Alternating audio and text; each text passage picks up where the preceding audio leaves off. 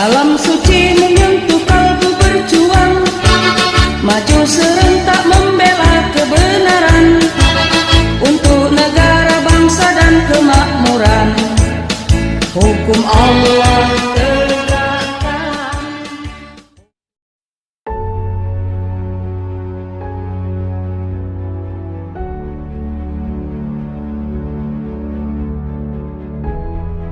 And they claiming that the Quran is a book full of science, when every single of those things they claim is nothing but a fraud. So today we will go live on air, and we invite all the Muslims around the whole earth, open line, to call us, and be sure you bring your science with you, because people will laugh at the fraud. I don't want people to laugh at you. I feel sorry for you. You've been lied to. Sorry for you. You've been lying to, and you are lying to yourself. This has nothing to do with reality.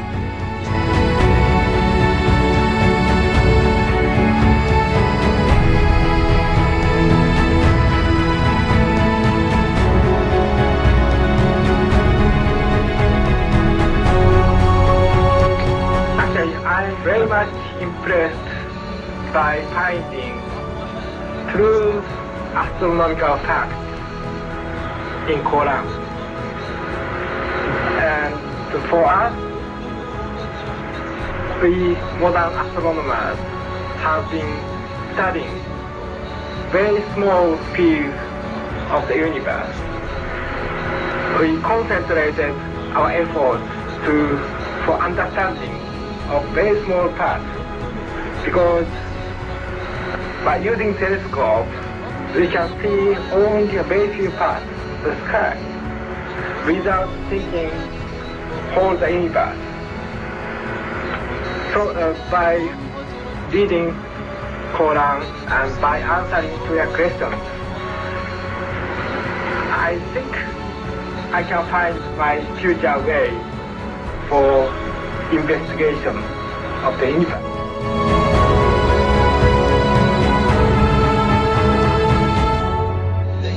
Muhammad was a very ordinary man. He couldn't have read, didn't know to write. In fact, he was illiterate. And we're talking about 1,200 years ago. You have someone, a literate person, making profound pronouncements and statements that are amazingly accurate of a scientific nature, and I personally can't see how this could be a mere chance. There are too many accuracies, and like Dr. Moore, I have no difficulty in my mind reconciling that this is a divine inspiration or revelation which led him to the statement.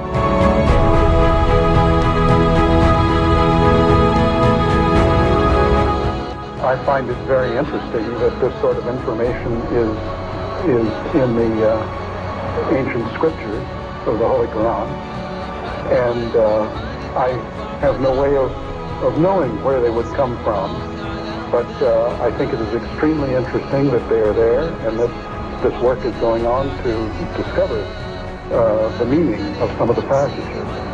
Well, I would think it must be the divine being.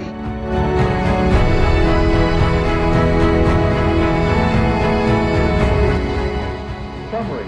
The Quran describes not only the development of external forms, but emphasizes also the internal stages, the stages inside the embryo of its creation and development, emphasizing major events recognized by contemporary science. Thank you for your attention.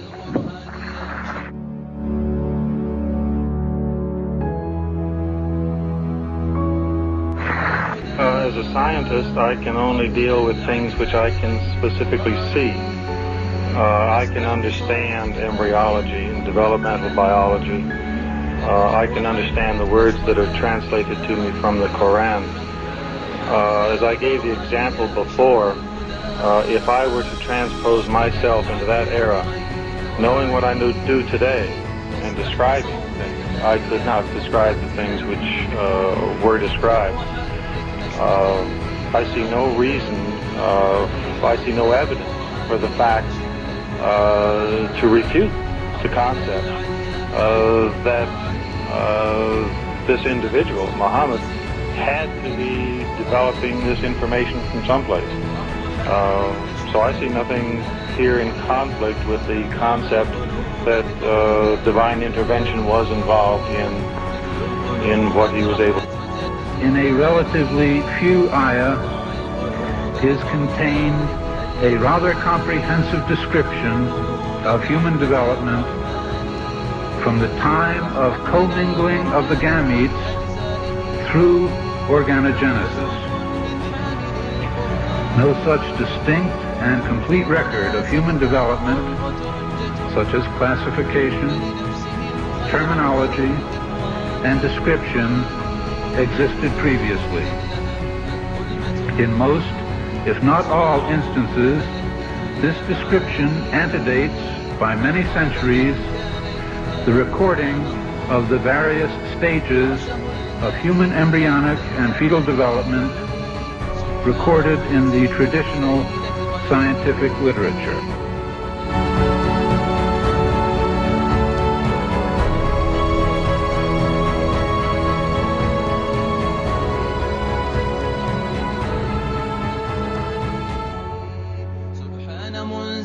Professor Moore was also elected to the membership of the Royal Medical Association of Canada, the International Academy of Cytology, the Union of the American Anatomists, and the Union of North and South American Anatomists. Professor Moore has published many books on clinical anatomy and embryology. 8 of them are used as reference works in medical schools and has been translated into 6 languages, namely Italian, German, Portuguese, Spanish, Greek, and Chinese. It has been a great pleasure for me to help clarify statements in the Quran about human development. It is clear to me that these statements must have come to Muhammad from God or Allah, because almost all of this knowledge was not discovered until many centuries later. This proves to me that Muhammad must have been a messenger of God or Allah.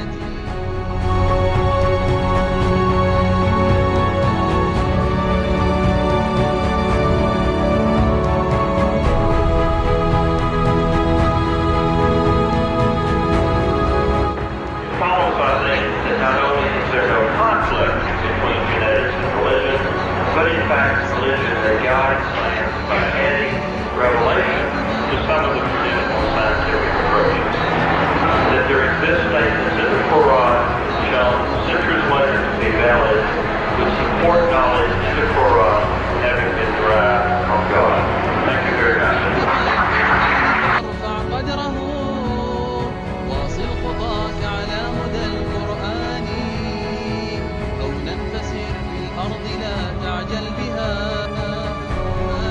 Thinking of many of these questions and thinking where Muhammad came from, he was after all a Bedouin. I think it is almost impossible that he could have known about things like the common origin of the universe, because scientists have only found out within the last few years, with very complicated and advanced technological methods, that this is the case. Somebody who did not know something about nuclear physics 1400 years ago could not, I think, be in a position to find out from his own mind, for instance, that the earth and the heavens had the same origin, or many other of the questions that we have discussed here.